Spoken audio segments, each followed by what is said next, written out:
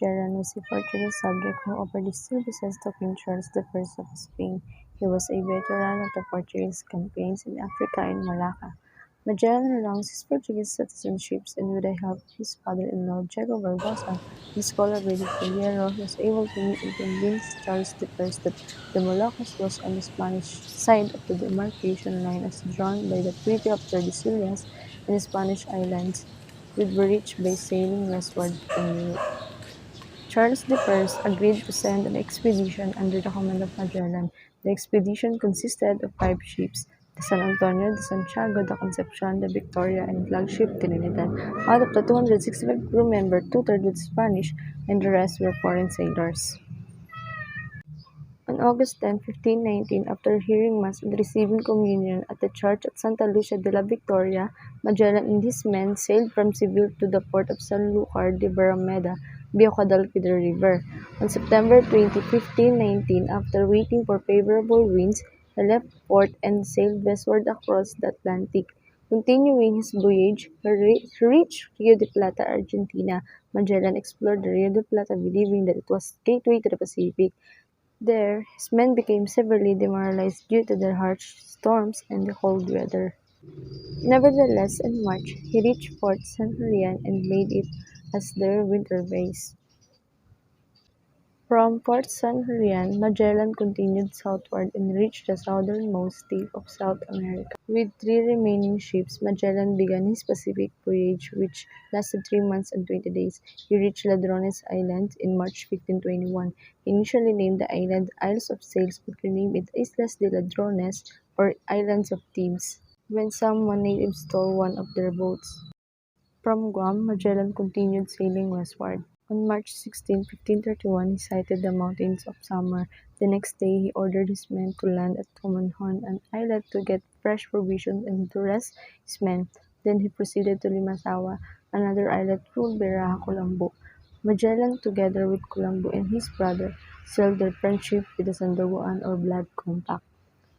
This was the first recorded blood compact between Filipinos and Spaniards.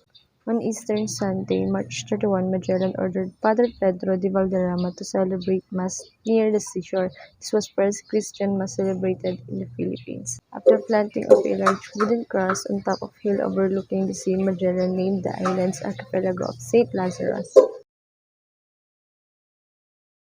When food and other provisions were not sufficient in Limasawa, Magellan ordered his men to explore the nearby areas. They heard about the flourishing island of Cebu with the help of Colombo.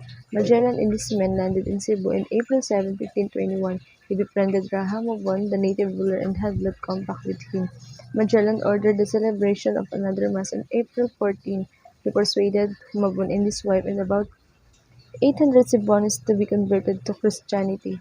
At the nearby island of Mactan, two chieftains, Lapu-Lapu and Sula, were feuding. Sula requested Magellan to help him defeat his enemy Lapu-Lapu, who earlier refused to recognize Spanish sovereignty. Magellan took this request as an opportunity to show Spanish invincibility in battle. By dawn of April 28, he and some 60 of his men in steel-clad armor and followed by about 1,000 Cebuano warriors and 30 boats sailed to Mactan.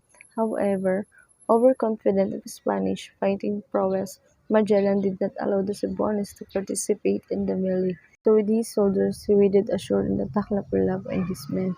Magellan found it too late that he underestimated the fighting ability and gallant defense of the native warriors. The Spaniards were badly beaten and were forced to return their boats. Magellan fell mortally wounded and was speared repeatedly by the Mactan warriors. The great European navigator met his death on the shores of the valiant Malay warrior, Lapu-Lapu, the first Filipino hero. Some Spaniards became abusive in robbing the native and raping some Cebuanos. Rahamobon gave a banquet for the Spaniards with the intention of finishing off all his guests. The Cebuanos, however, were able to massacre only some of them. The survivors fled to their ships and left. One of the 3 ships, the Concepcion, was burned because of lack of fuel to man it. The Victoria was returned to Spain by way of Africa, while the Trinidad was to return to Europe via the Pacific. The Trinidad was later captured by the Portuguese, while the Victoria, with 18 remaining men under Sebastian Delcano, succeeded in returning to Spain. The first circumnavigation of the world, 2 years, 11 months, and 16 days, was completed. Magellan's expedition was significant because aside from proving the sphericity of the Earth, it also broke the Venetian monopoly of trade routes, for it was altogether a new water route to the east. The expedition also brought awareness of the Europeans of the existence of the Philippines. Lastly, the discovery of the Philippines in the name of Spain led to her colonization and Christianization. The success of the voyage paved the way for the financing of 5 successive expeditions to the Orient: the Luisa, Cabot, Saavedra, Villalobos, and the Legazpi expeditions. The first 4 expeditions were dismal failures. They neither reached the Philippines nor succeeded in colonizing the country. The only historical importance of the Villalobos expedition was the fact that it gave the name Las Islas Filipinas to our archipelago in honor of Prince Philip of Asturias, later King Philip of Spain.